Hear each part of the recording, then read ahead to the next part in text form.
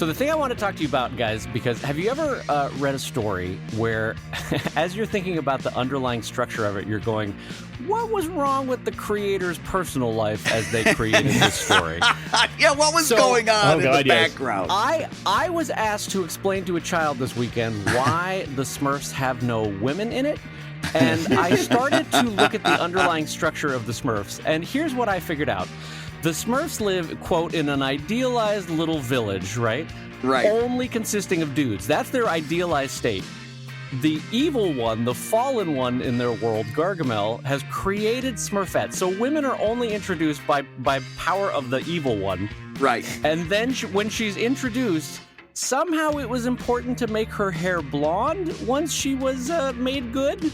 There's a lot of problematic stuff going on in the Smurfs. Oh, she was a brunette originally? I think the Smurfs are German in origin, aren't they? Belgian. Okay, they're the Strumpfs.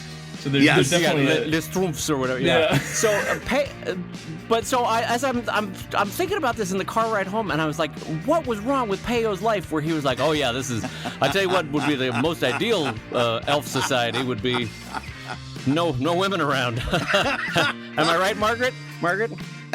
Yeah, are you telling me, Dave, that you think maybe these Smurfs who lived in those little phallic-shaped mushroom houses may have had issues with women? Oh, God. I'm just saying it might be something we want to entertain as a society, is that the Smurfs might not be... I would have gone straight to they could be eusocial. They could be like hymenopterans. It could be that Smurfette is doing all the reproducing. I guess they don't reproduce. They don't... Yeah, so I did some deep digging on this.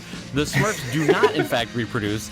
The only way a new Smurf by quote-unquote nature can exist is when a stork brings them to the Smurf village. So why do they wear pants? What do they have to hide? Right, like there's no gender issues and there's no sexual parts from a biological. Go ahead. You want those guys to walk around with their little blue Smurfs dangling around? What if there's no Smurfs? They don't have internal fertilization. So from that perspective, they are all biologically neither female nor male. There's no sperm or egg. I think you're wrong to assume that based on pure phenotype, they're male. I would wonder if in different languages they use a neutral pronoun. Now that I think about it.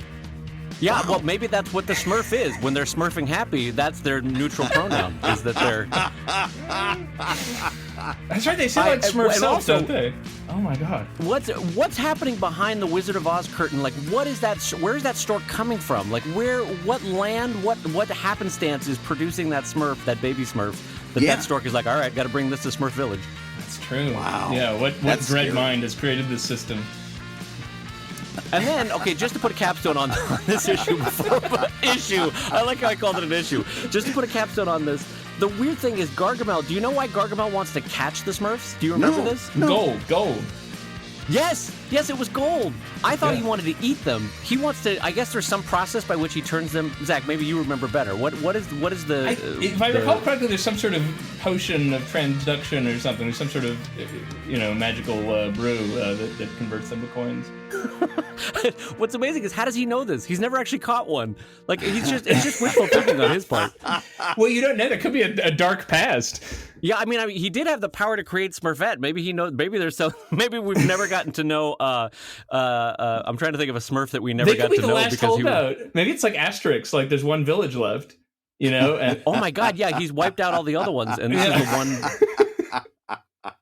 Papa's like a survivor from another village. He's like, listen, my little Smurfs, you've got to keep it together.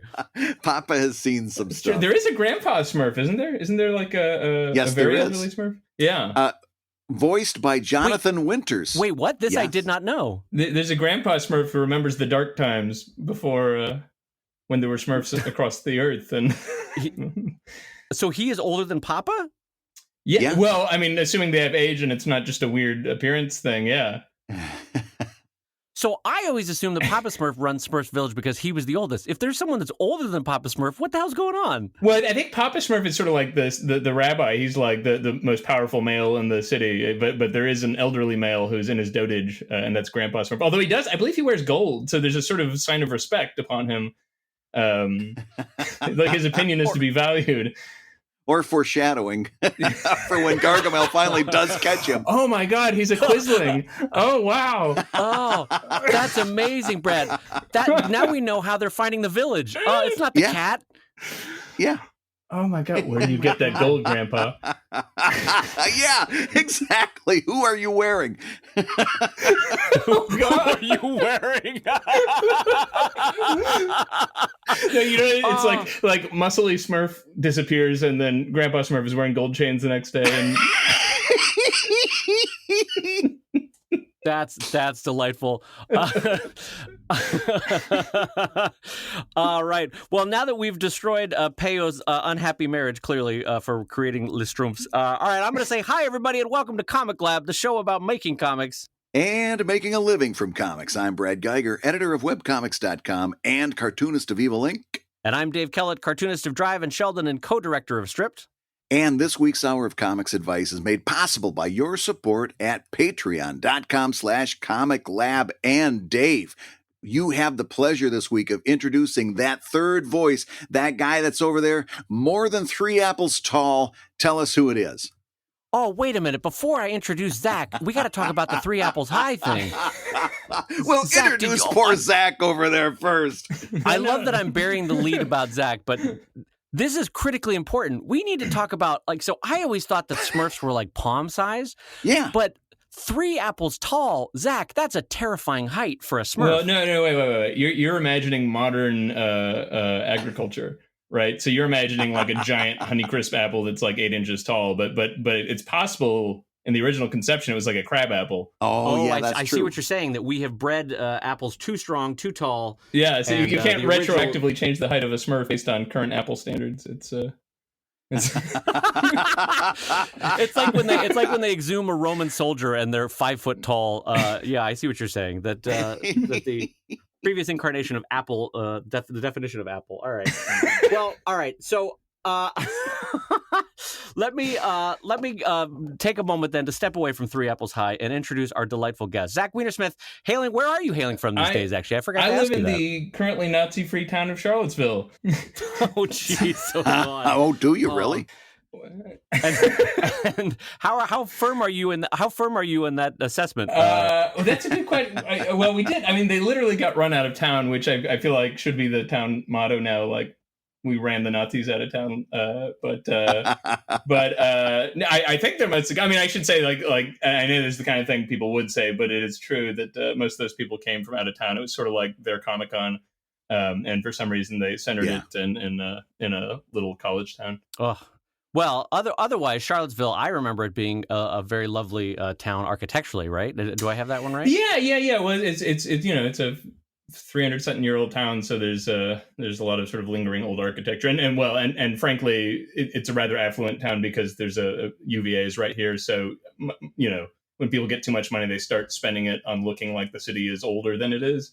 So like there's an right. ever so quaint downtown, much of which is modern construction, but still lovely town. Yes. Yeah, the new Starbucks that was built last week that's made to look like Thomas Jefferson walked into it. I get what you're saying. Yes. Anyway, let me finish my introduction. So Zach, you most commonly probably know him from Saturday Morning Breakfast Cereal, which has been running for years and years and years now. You may know him from his recent book Soonish, which was the collection that he worked on with his wife that would talk about emerging technologies that would be coming out. Or you may know him from BAFest, which was a festival of bad ad hoc, is a festival of bad ad hoc hypotheses, and runs now in how many cities? We're actually taking it back a bit to make me have a sane life, but I think this year we're just going to do 2 cities. But last year we did 6, which was a bit nightmarish. Although they came off well. 6 cities. Yeah. Wow. Well, it's not so much the quantity; it's the fact that I people don't know this. I personally train all the speakers to make sure they're sort of up to snuff, which is very time consuming. So that that adds up to 50 people who have to have like training, most of whom are not professional speakers. Wow, that's been amazing to see you grow that. And then by way of finishing the introduction, I should also say, Zach, much to my great admiration, has also undertaken 10, 15 other projects of various sizes over the years, of varying genres, skill sets, and technologies. And it's been amazing to see you basically throw yourself at a bunch of different creative outlets. And so it's really exciting for Brad and I to have you on the show today. So Thanks thank for you for having coming me. by. Zach, don't you understand that to help Amazon's algorithm, you're supposed to find a niche and stay there? We talked about this a couple episodes back. You're supposed to just stay within one little niche. Otherwise, Amazon's algorithm will be displeased I know with you. it's horrible, isn't it? I am lucky in that for whatever combination of factors, I have like a nice steady living. I think of like SMBC as kind of my little launch pad. So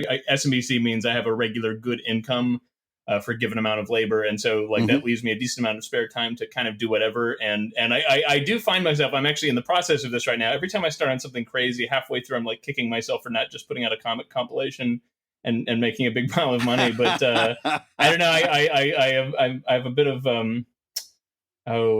ADD's become the cliche, but I like to do different things and experiment a bit. And also I do think, algorithm notwithstanding, there is a bit of a financial sense to it, which is the more diverse your content, the more you are diversified in the sort of sense of a portfolio. I hate to be that dull about it, but that's the way I think about it these days. Well, also, you should not apologize for being a polymath. You are amazing in your ability to do really well 9 different types of projects. So Yes. I want you to know, Brad was being facetious there. We do not Absolutely. We are absolutely proponents of both having a diverse portfolio, both for enjoyment factor and for health of your lifelong career factor. So that comes with admiration, Brad's point. So, Brad, we had a question that someone brought up that I want to talk to because it's really good in terms of talking with Zach. Do you mind if I read this one? Please.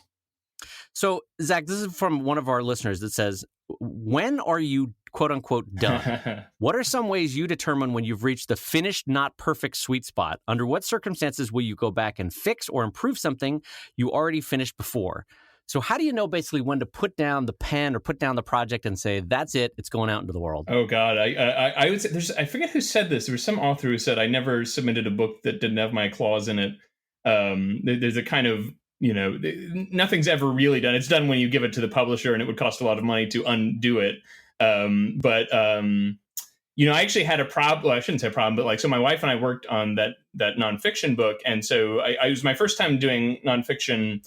And one of the tough things with a research book is there's just infinite information you can put in the book. You're always finding something new. And I would drive her nuts because she wouldn't want me to read a chapter again because I'd always rework a whole section.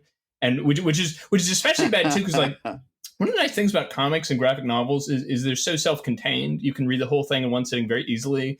With a giant book, with a 100,000 word book, you can't just sit down and browse and make sure it all hangs together. You have to kind of right. It's very hard to get it smooth, and frankly, rather boring to get it smooth to have to read your own writing over and over and over. So I do have a bad habit of never releasing something. But honestly, the true answer, which I think everybody knows, is basically it's done when you give up. When you're unwilling to continue. I'm one of those people. I could twiddle with something forever, and I think, and you two know this. It really kind of helps to have financial pressure on you. It's done because you have to pay the bills. You have to have the book done, and you have to stop because otherwise you'll never release it, and you'll have to sell your home to live.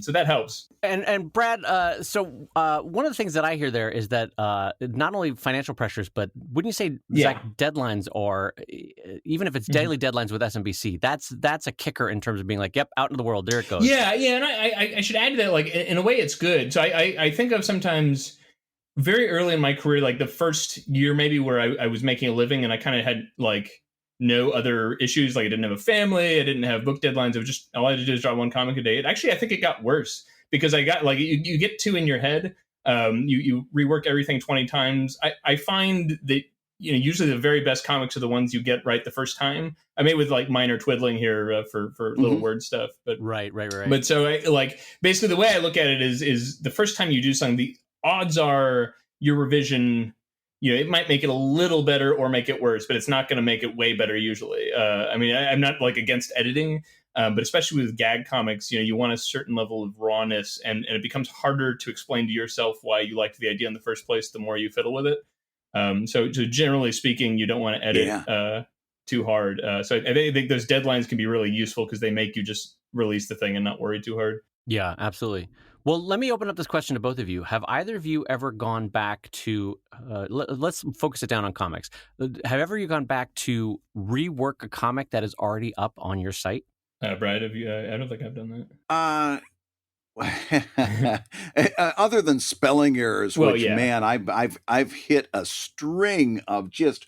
I think my fingers are actually getting like wrong for a keyboard or something. I cannot hit the right keys. But I've had such a string of spelling errors that it's almost got me depressed. Except for spelling errors and stuff like that, I haven't gone back to change anything. And I think that's actually something that's actually for me the more interesting question that was submitted, and that is, how do you know when you're done? Like Zach said, and I think Dave, you'll agree, you don't. You never know when you're done. All you do is develop a sense of it, and like Zach said, succumb to a deadline. But you never really know if you're done. The much more interesting question to me is: do you go back, like Dave? You're doing a Sheldon collection, and you see a strip that you could have set up better. You could have set that punchline up better. Do you actually take the time to rewrite and rework that before it goes in? No, it's almost, this is going to sound really lame, but it's almost like something that I've learned from video games, which is that it always has to be forward progression. Anytime you're going back, it almost becomes akin to, I don't know, like an illness, in the sense that you could eternally get into that feedback loop of reworking something from 10 years ago. Yeah. So the way that I handle it, if there's something really that either sticks in my craw of like, this could have been done so much better, is I do one of two things. I either don't include that comic in a collection, for example, Mm-hmm. or the second option is I note what kernel of an idea I liked from the original strip for some future iteration that would be better executed, but in a totally different way. Do you know what I mean? Yeah. No, I So if I totally agree with that. If I find some joke, like some strip from 10 years ago, say, that had a setup punchline that just didn't play off well to each other, but the core idea is still there, I may throw that back into my idea book so that a couple years from now, I would take a totally different thematic run at it, but with the hope of doing it better.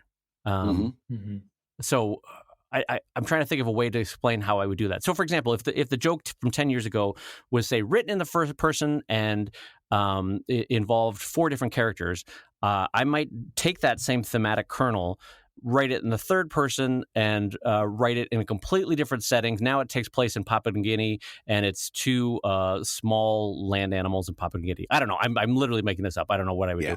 But the idea being a totally different execution to see if I could do it better. Does that make sense? By the way, I don't know how many times I've done that. That's maybe twice in my entire career. So I don't want you to think that this is like some stated policy of mine. Zach, have you ever done that? Have you gone back to an old comic before it hits print, or even if it's still on your site, and reworked old material? I don't think I have. I mean, like you say, like trivial stuff, but to me, like kind of building on what Dave was saying, it's like the moment you start, like you open that up, the amount of stuff you could do is limitless and probably not good anyway. And God, your readers don't care. You know what I mean? Like, hey guys, I reworked this idea from 500 comics ago. They'd rather have new material. So like, there's no upside to it. And aside from the like, I'm making a collection and I want it to be just perfect or whatever, which I think is again kind of a faulty concept anyway. There's no value, economic or personal or anything else you might want out of it. I frankly, it sounds quite unappealing to me too. To be fiddling with, like, I hate everything I've done more than 3 hours ago. The idea of having to immerse myself in it again just sounds like torture. Yeah, no, I agree 100%. I think at some point you've got to say, okay, this is done, and not necessarily look at the book as something that needs to be perfect, but more as a printed record of what happened.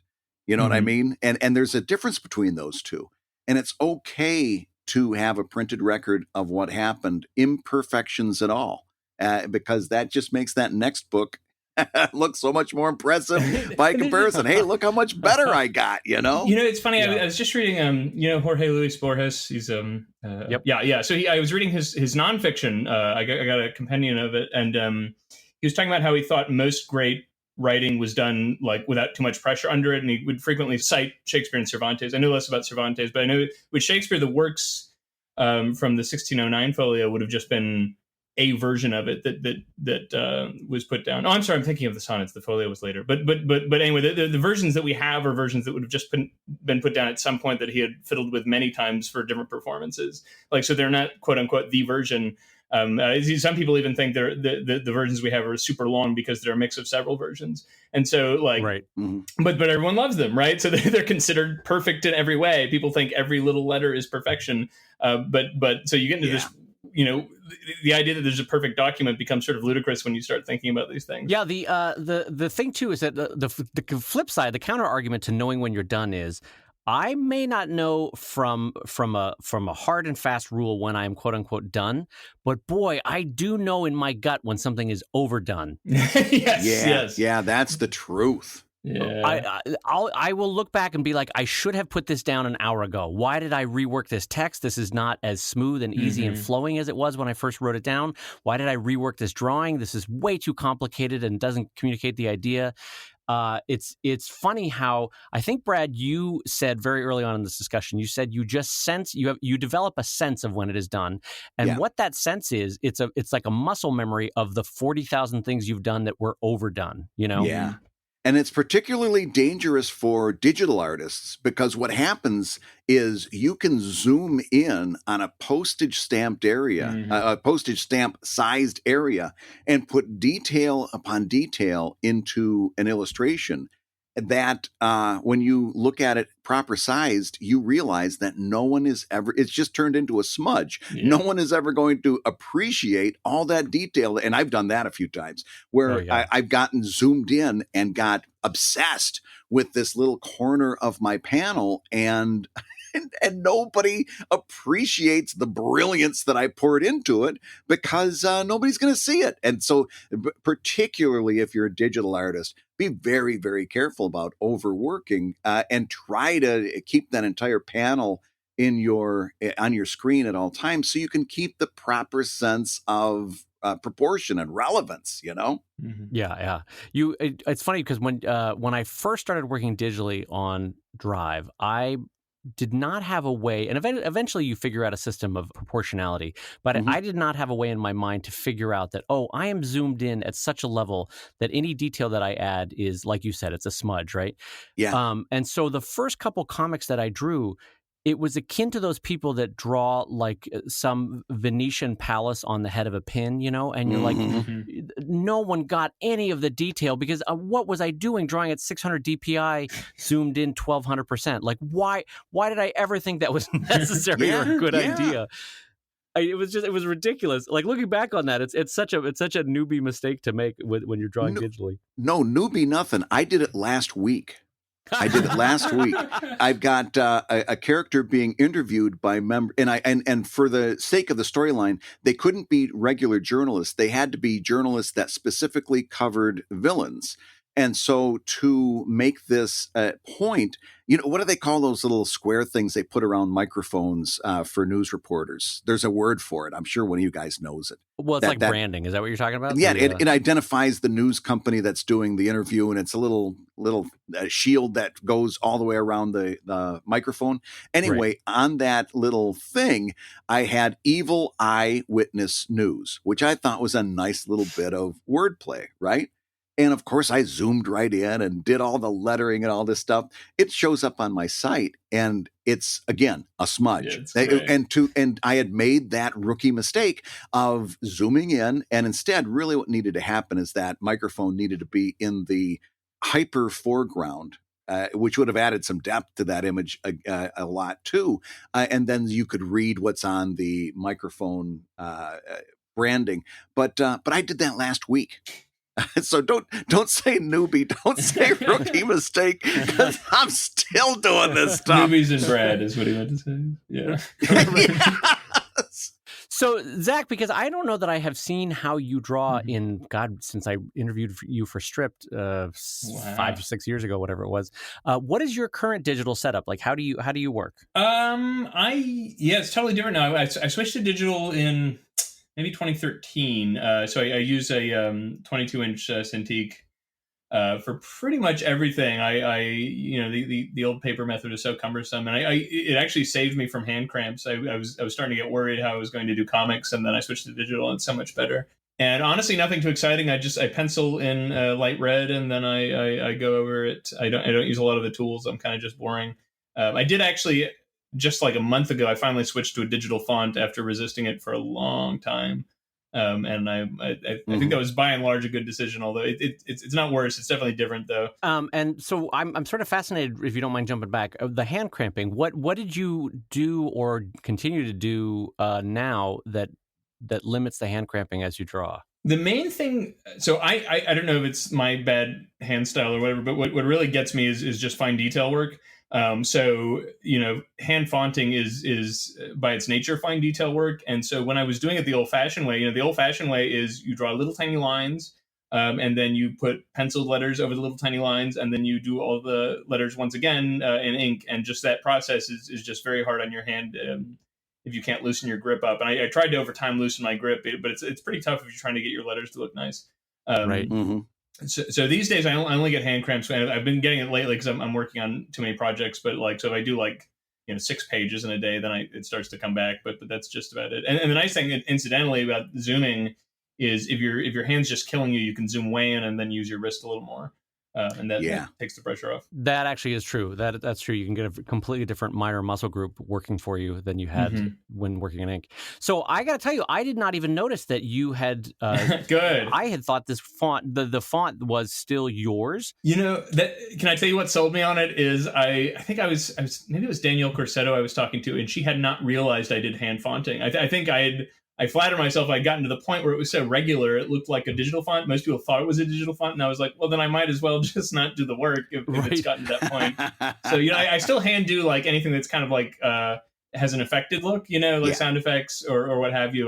That's pretty typical. But yeah, for the regular dialogue stuff, it's so much nicer to use a font. So aside from say an onomatopoeia, if you have a bolded letter or an italicized letter in standard dialogue, is that you or is that the font? No, I paid for an emphatic style. So the only time when I would hand font regular letters would be I don't even know what I would do. Every now and then you just want it to look a certain way, like if it's supposed to be someone whispering or something. But generally speaking, I use the font. Mm-hmm. And how did you create that font? What did you use software? I hired John Martz to create it, and then I sent him a bunch of stuff, and it came back like magic.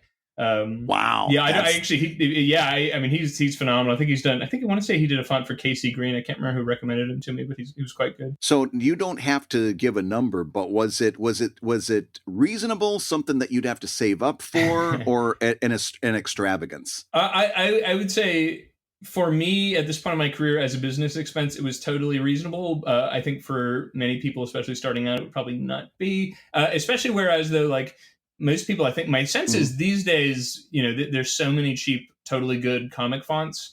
Maybe that's a little sad because people aren't developing their own style, but it's not like my style is wildly unique. I mean, my style derives from a failure to imitate old comics. The way I tend to think about purchases is if you consider what the value of an hour is to you in dollar terms, will it eventually offset that? And it certainly has. So it's certainly worth it. But 10 years ago, it just would have been not on the table to spend that much money.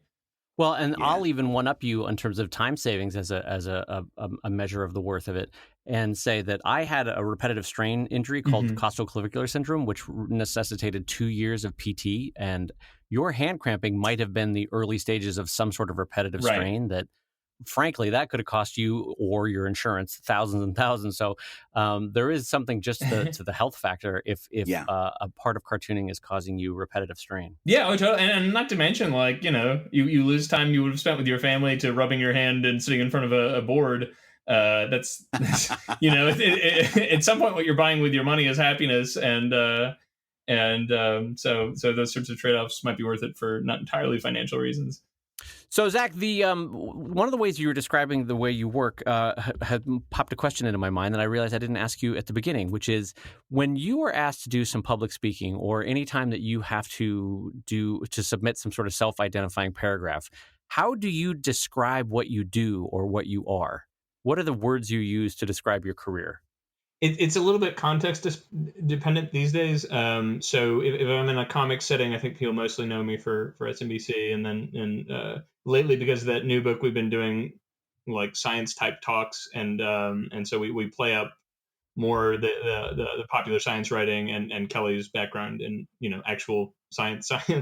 But I guess the things I most identify are that SMBC, BAFest, and the new book Soonish, and if I must. It was on the New York Times bestseller list, and I have to say, Hey-o! You must. You must. Why would you even hesitate? That's such a wonderful accolade. I'd be saying it every morning when I got into the shower. I introduced myself to my wife that way. I don't know how we didn't start that conversation. We're like, hey, Zach, how you doing? I'm doing great, New York Times bestseller. So I've had a great breakfast, New York Times bestseller. I have a sort of knee-jerk thing about like award type stuff because it's almost always once you learn the details, like there's a level on which it's just nonsense. There's a less nice word for it, but well, you know how it works. Like if you ever see the inside of an award show, it's always horrifying. So, or it's not even horrifying. It's like once you know that that's how all award shows work, you're just like, okay, it's like a club of people handing awards to each other. And New York Times bestseller. Why am I shitting all over the New York? I shouldn't say that word. No, but I know what you're getting at though. Like when I learned how Scientologists game the New York Times bestseller list, I was like, oh, okay, I can see how this could be gamed even by big publishers. You know what I need to do. I keep telling my wife there's this. This is going to sound really snobby, but I need to memorize it for the snobbiness. There's this quote in Boethius about how like. The laurels rested on Nero's crown, and how does history remember him? And so that's kind of in a way become my attitude, which is like, well, you might lust after being on this bestseller list, but like, go look who's on top of it. It's like mediocre portraits by George W. Bush or like Tony Robbins' latest dribble, and yet we all sweat over it. So I mean, I should say there are quote unquote scientific studies that show you sell X% more books if you get on that list, and it's sort of an emblem of being whatever being something that someone who might interview you would accept as credentials, but as a like achievement, I don't know. I really shouldn't smack talk it because it's I'm sure helping my career, but I just don't want to. I don't know. I feel weird about it, I guess. No, I totally get it. It's Brad and I have talked about this before, is that any form of accolade, it's a very human thing. You both lust after it, but then also if you're at all do a second of deep thinking about it, you're like, what's going on? I don't really care about this. Where are my priorities? Yeah. Yes. And you kind of wake up the next day going, oh, I still am facing the same challenges. I still have to write the same things I have to write. It's still all going to crumble tomorrow. Everyone hates me. Death still comes for us all. Like nothing is truly, the icy hand of death is reaching for me. Yeah. And so, but in the meantime, New York Times bestseller. No, I'm just kidding. But when they put me in my grave, it will be the grave of a New York Times bestseller. Yes. That'll be my wife's name. Yeah. That's right. It is also interesting though that that when you do get an accolade, whether it's an award or whether it's a list like this, though, it is interesting to see how, and it gives you an interesting peek into the world of marketing and PR, is that you become aware of how far these lists get propagated and disseminated. You know what I mean?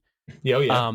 That I can see why this would help book sales, because even though we all kind of poo-poo awards and lists and things like that, there is genuine value in them. And I'm 100% sure that librarian lists and student lists and in general reader lists got your book added onto it because it made it to the New York Times bestseller list. So. I have no doubt about it. And I will also say, I mean, and I don't have any problem at all with this, but one of the things that I noticed is when you do a lot of interviews, like for traditional radio, unsurprisingly, they haven't read every page of your book. Some have only sort of read a summary of it because, they can't read 4 books a day. And so my suspicion is being on a list like that like just clues them in. Okay, this is, like it's not complete drivel, like, because otherwise it's just a publicist calling up and saying, hey, did you know my people write really well? But if you can cite something like, New York Times bestseller list, it's a credential essentially. It's these people are not like random people who want to talk to you.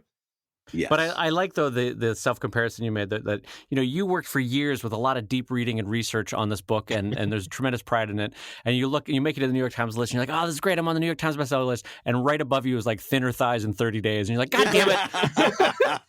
That happened. Well, so I'm not bitter about this, but I will cite it. When we first launched, so, my theory is it's really good to have an opening launch day. And these days it really matters because like Amazon is tracking bestseller list. So like and somewhat unfortunately, we actually did really well like 2 months before they launched their internal list. We actually hit number 3 on Amazon, which was really like kind of shocking. Wow.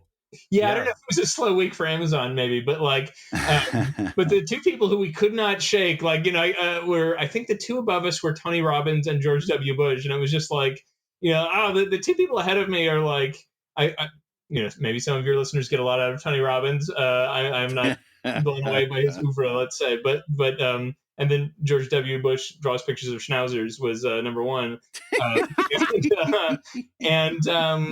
and so it's like well, there's no shame in not beating those. I mean, I like the real goal is to make something good that you feel good about, which is the hardest thing by far, I find.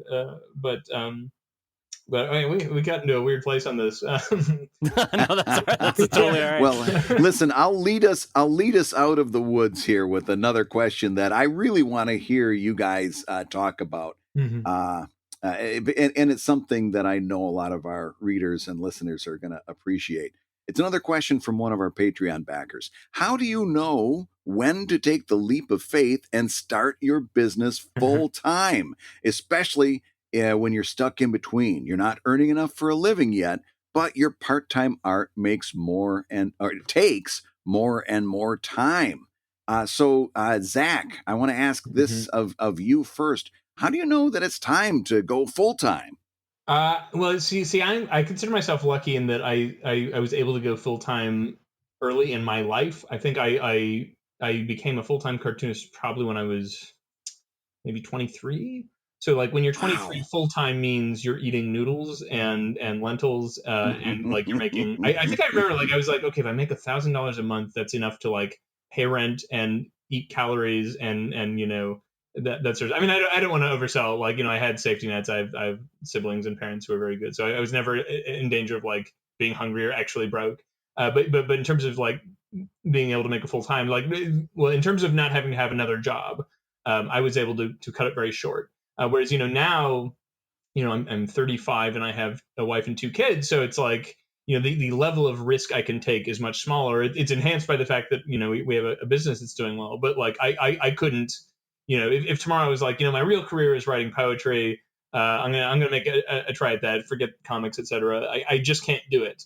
So I don't know about your person who wrote in, but I would say the time to be risky and stupid is when you're young, because there's no one depending on you. And it sounds a little bleak, but it's actually quite freeing.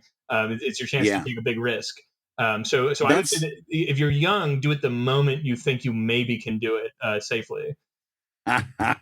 That's some of the best advice my dad ever gave me was, and it was advice that in comics I was never really able to apply. But I was trying to make a decision, and I was in my 20s, and he looked at me and he says, "What are you worried about? Yeah. It is absolutely impossible for you to make a mistake in your 20s. Because you've got the whole rest of your life. Let's say, and it was probably, should I go work at this newspaper out of state or what should I do? And he says the absolute worst thing you can do is make a decision that you decide, maybe this isn't the best one, and you've got literally the rest of your life to make up for it. So he says this whole idea of knocking yourself out, trying to decide one way or another at your 20s, at your 20s, you should be going and doing things.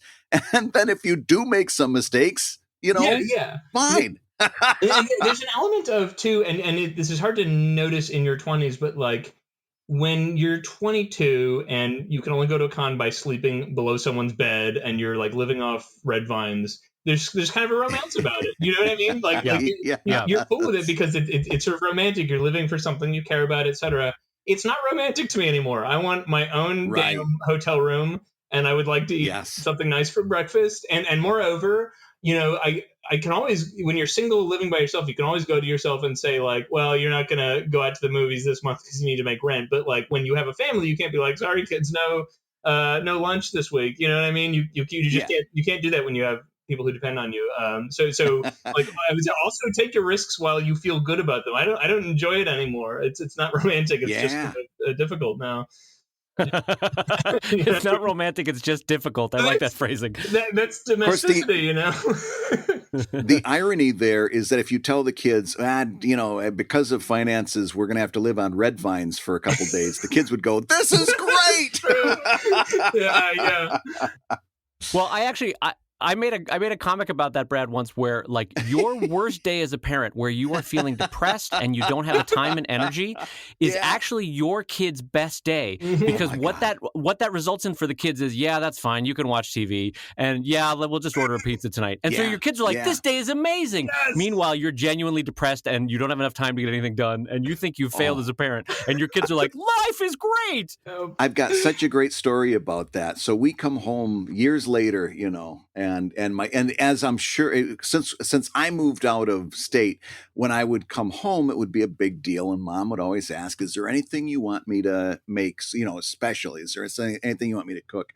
And I said, "You know what? Honest to goodness, I have a craving for those cookies you used to make."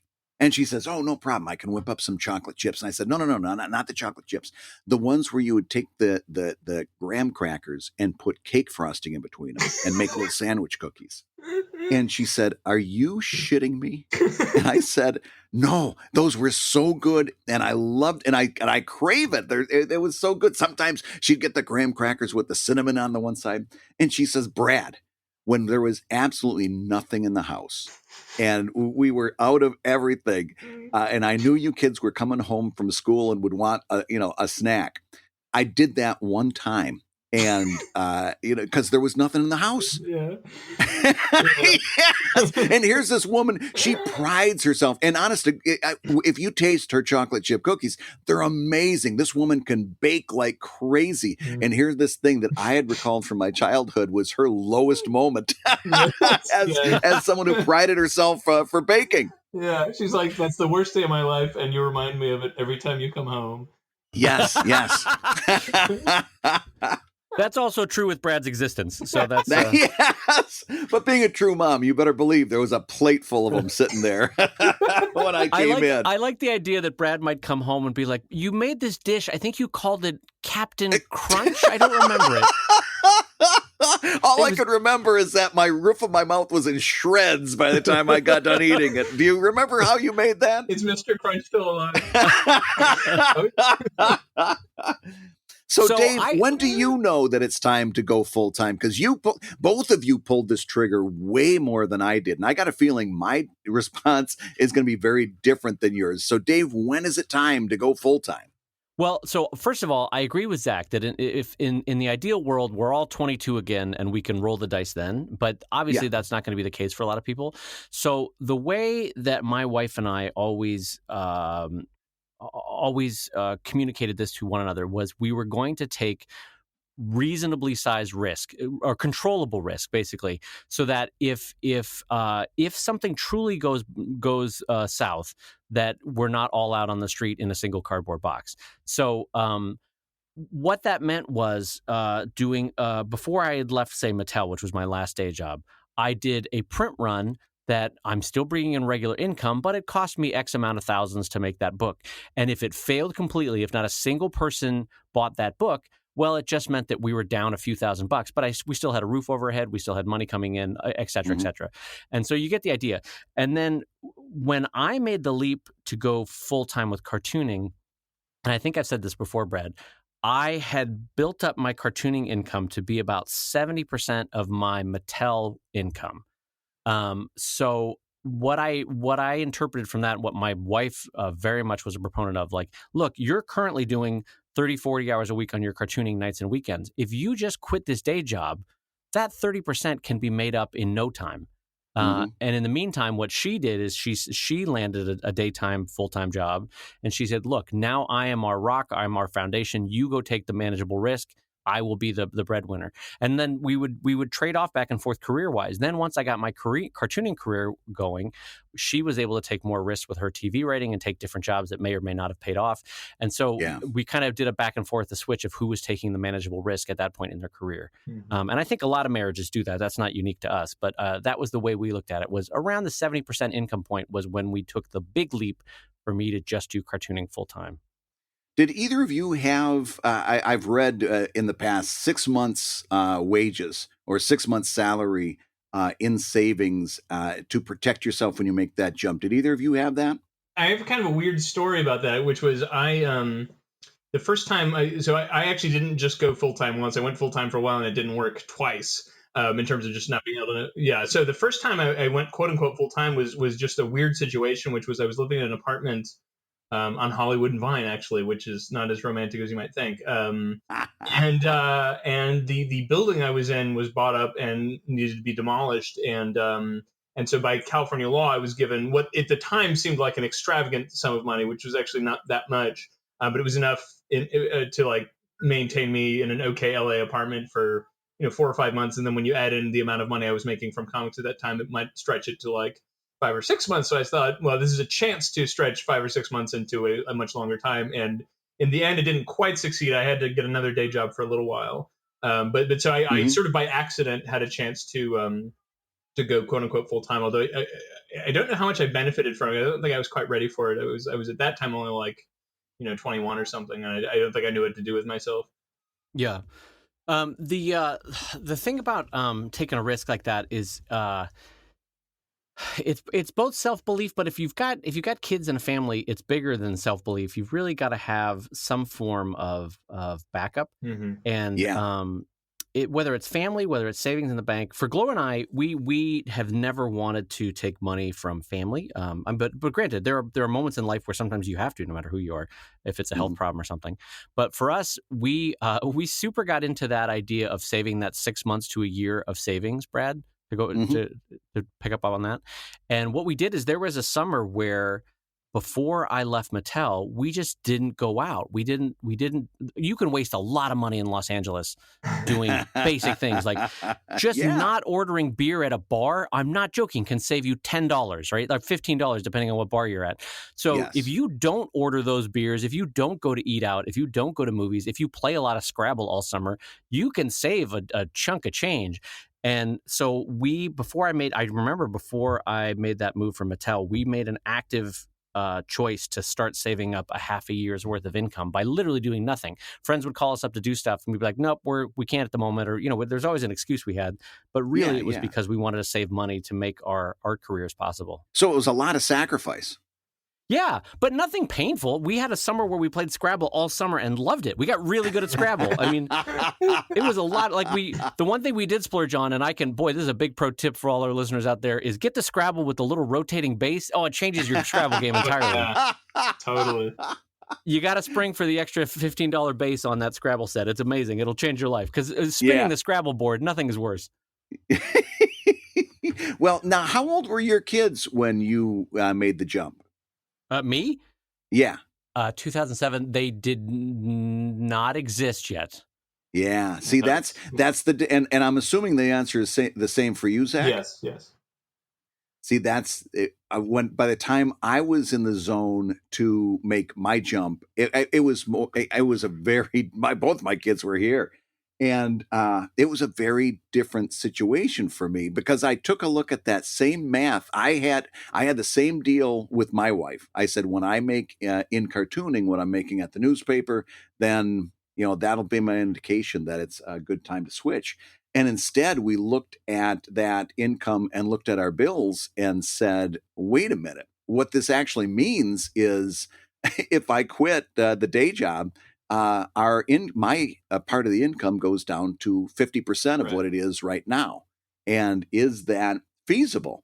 and it made it a lot different discussion. And in the end, it was more I was facing being laid off and took a buyout, which kind of gave me my 6 months right there. You know, so I ended up taking a buyout from the newspaper and hoping for the best. But I will say this for this questioner that asks, you know, when is it the right time?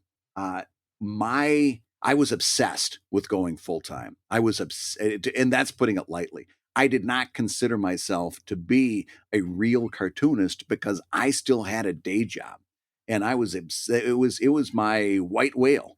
And finally being able to say that I was a full time cartoonist, finally being able to claim that meant so much to me, and it meant nothing to anyone else. And the next day when I woke, nobody cared. No, I mean, it was very nice. I got a lot of thumbs up on Facebook and smiley faces and so forth. But in reality, it meant nothing at all. And the next week after this announcement had filtered to the bottom of social media, and nobody was talking about it except for me every day around the house. It was Around the I was house. oh yeah, I would just, you know, enter the room, full-time cartoonist coming into the room. Press release. Yeah. But I quickly realized that it meant very little, other than again, like you guys indicate, if things don't go well this month, I don't have that regular newspaper paycheck coming in and covering all my bases, and that's a very stressful place to be. So, to the questioner, I would say, take your time. I know you want to become a full-time cartoonist. I know this is probably a goal for you, but I would say hold on to that day job for as long as possible until you're absolutely positive that you're actually going to gain that much more by leaving that steady paycheck. Because as much as you may be obsessed with it, just like I was once, uh, it's there's a lot of that is in your head. Yeah, that's true. And that you can be just as creative and just as fulfilled as a cartoonist doing it nights and weekends for a big chunk of your life if you have to, you know. Yeah, absolutely. I mean, obviously, at some point, there's so many great benefits to being full time, right? As soon as I'm getting off this podcast, I'm taking the kids, and they've got dentist appointments. And again, like we talked about earlier in an earlier show, I get to structure the life that I want to have, and I can do things that I wouldn't be able to do otherwise. That's a great thing. That's wonderful. I'm taking one of my kids down to NASA Space Camp this summer, and I'm just going to set up in a hotel for a week and work out of the hotel. Mhm. Well, you can't do that with a day job. You know, you can't manage that. But this is a life that I want. That's a great thing. So yes, it's absolutely a goal that is worthwhile. But in the meantime, man, don't beat yourself up like I beat myself up. Don't do that to yourself. It's not worth it. Well, let me switch gears as we're coming up towards the end of the show, because I want to ask Zach a question that I don't know that I've ever asked you, which is, what is your ideation process? Like, how do you generate or capture ideas? Like, where do they tend to come to you? How do you tend to write them down? How do you tend to edit them? Yeah. How does that work for you? So I have a sort of the sort of fundamental theory, I think, which everyone should have, although they may have different methods, is you should think of your brain as something you're kind of harvesting from, which means, you know, you need to sort of think very hard about under what conditions you make good things or things in quantity, or ideally both, and then try to create an environment for that. So for me, I find a couple things. One, I read constantly. That's my main thing. I read lots of things, and I read difficult things, and I read many different things. And then I have to write every day, and that's important to me. And I always have, say, 2 or 3 significant projects going on that are not my main comic. And so ideally, although lately it's been a bit of a crunch, but ideally they sort of unfold over time, and I have you know, I find I can get more out of myself if I can work on project A until I get sick of it during a day, and then switch to project B.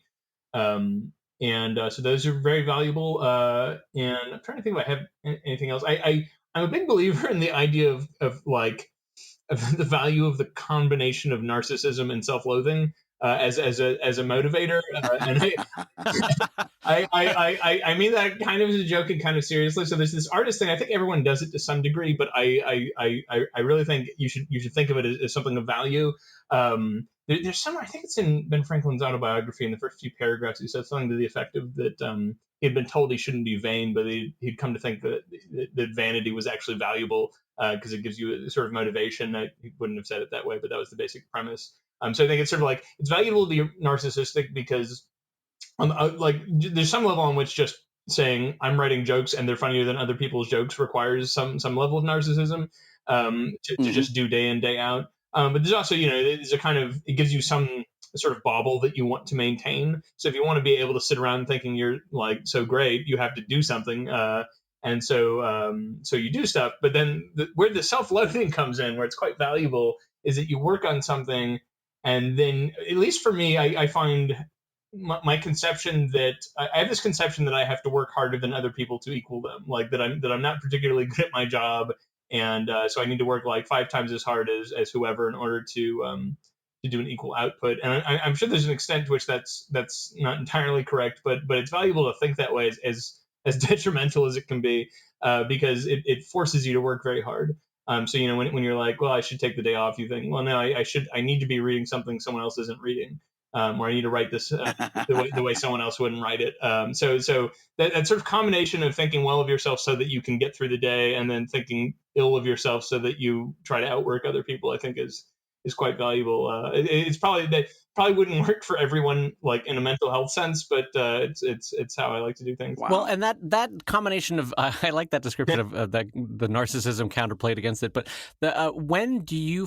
What are the conditions under which you find that that's working great? Like you're like, oh, I've really hit this balance.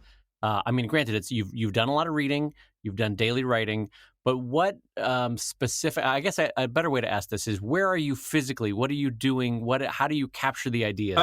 There was a time before I had children where I liked to take walks.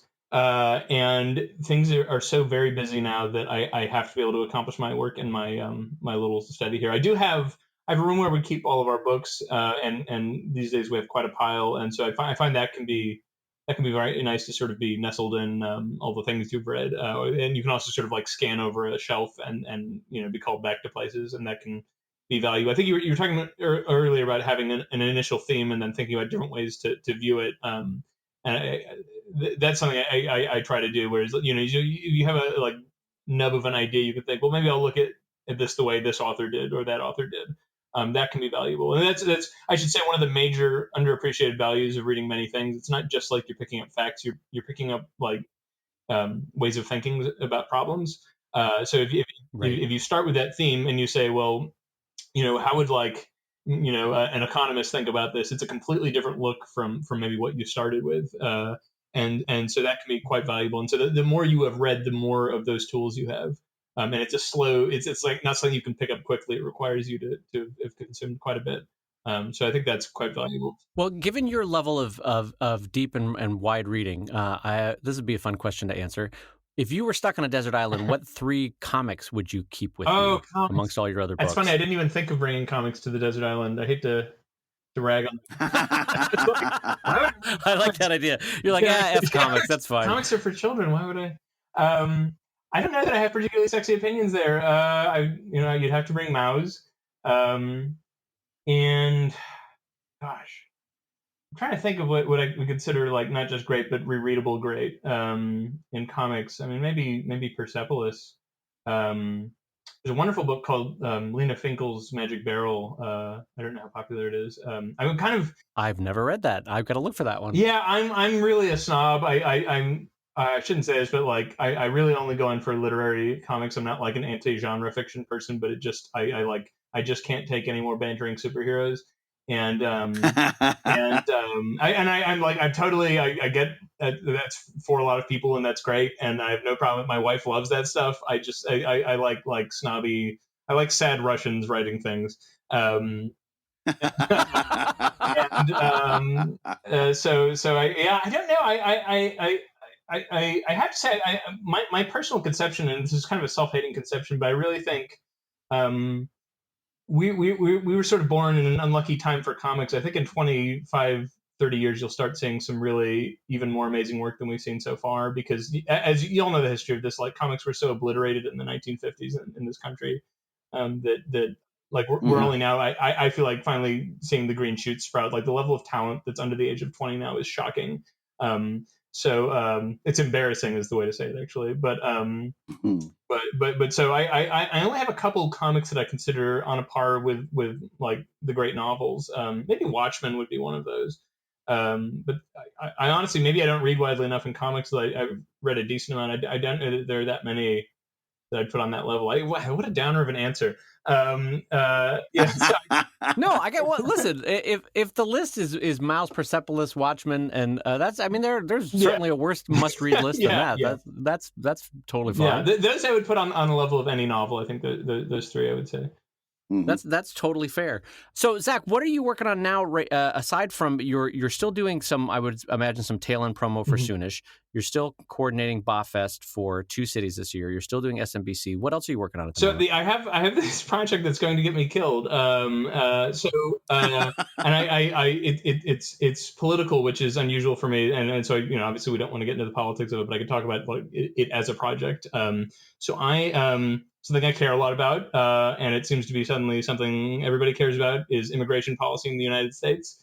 So in late 2016, I was approached by an economist whose work I'm familiar with, who's a bit of a controversialist, but he has a position that he would be in favor of an open borders immigration policy, basically a return to pre-1920s immigration policy.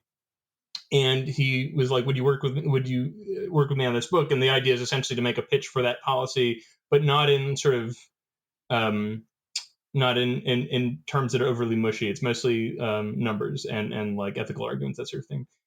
For me personally, that it's something I'd like to have be part of the discourse. And my sense is a lot of people are not familiar with the numbers. Most of the people have very strong emotional feeling about it, but are, in my opinion, working with bad data. And a lot of media sources are at fault for that. They'll sort of quote statistics with accuracy but no context. But anyway, let me not get off on a tangent. But anyway, so we actually have a publishing deal for it now, and I don't think I can say who it is yet, but so we'll be releasing almost certainly in late 2019 a book that is basically just laying out the case for an open border immigration policy. And I should say this is the other thing. The economist I'm working with, his name is Brian Kaplan. He's a right-wing economist by most people's standards. I mean, more libertarian right-wing, but he works for Cato Institute. So this is not a, I for me personally, I most of my audience I assume is more left-leaning for a variety of reasons, not entirely, but I think that's probably the case. And maybe I don't know if you guys feel this way, but I got sick of like complaining about stuff on Twitter. I was like, I need to do something a little more substantial. And so to me, this was a kind of chance to say, like, maybe we can actually reach out to people who think it's a terrible idea and at least budge them a little, or at least enhance the discourse a little. So that's the thing I told my mom about this, and she was like, "Do you have a PO box?" So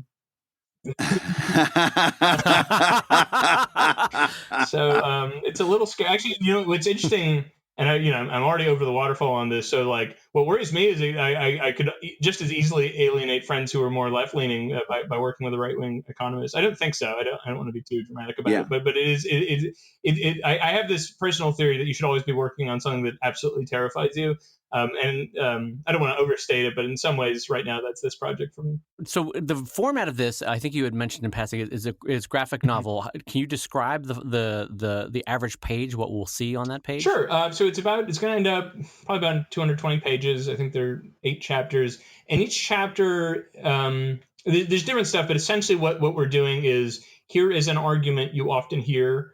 And we will restate it. I should say Brian is doing the vast bulk of the writing. I'm mostly just illustrating, but for I guess reasons of my position in cartooning land, I have a little more say than someone else might. But essentially, it's like here's a common argument you hear. let's break it down. What is it saying? What do the numbers say about it? And here's why we think it's incorrect. The others say these are anti-immigrant arguments, or arguments that are not anti-immigrant. I don't want to even say that. I just want to say arguments that are against having a very, very open policy. And then but it's written, like some of this stuff is pretty heady stuff. Some of it's pretty uncomfortable, because some of the arguments about immigration have to do with like, well, what's the average IQ of this nation? Should we let people in from? And that's really an uncomfortable thing to talk about. And then we end up saying it doesn't matter, that stat is irrelevant, and it's much more complicated than that. But so depicting that visually without being an a-hole is kind of, it feels like dancing around a minefield. That's been a real challenge. I hope we've sort of risen to the occasion. But mostly it's kind of like Brian and myself to some extent are a fan of the old Larry Gonick books, Cartoon History of the Universe, Cartoon History of the World. Oh yeah. So these are in a certain sense in that style, although his drawing style is completely different from mine. And better, but also it'll be full color, so we have that on him. But yeah, so it's sort of basically it's like an hour and a half long argument dealing with basically the most common talking points that are against immigration, most of which come from the right wing, although some do come from the left wing. And will there be a narration character, or will someone guiding you through chapter? Or okay? Yeah, right. So it's Brian in cartoon form. He's just sort of hopping around different visual metaphors and graphs and stuff. Yeah. Gotcha. Okay. Yep. That makes total sense. That's exciting. Okay, so that's coming out 2019. You said mid 2019. It's going to be a traditional publisher, so we'll launch pre-orders like hopefully early 2019, and then the actual book in hand will be late 2019 to hopefully coincide with when people really start yelling about this stuff. So that'll be interesting. That's fantastic. Well, as is always the case, I'm both in admiration and frankly in awe of your ability to put out as much work as you do. So best of luck with that one. And as we wrap it up, I should point out, because I never did it at the top of the show, that if you are for somehow not familiar with Zach's work, you can go to smbc-comics.com or do a basic Google search for Zach Weinersmith, and you will find all his different projects, both Soonish, Bafest, and the upcoming book. And any other particular projects you'd like to get a shout out for, Zach, before we close up the show? Sure. I am maybe summer of next year. I've taken all of Shakespeare's sonnets and turned them into rhyming couplets. They're abridged to rhyming couplets.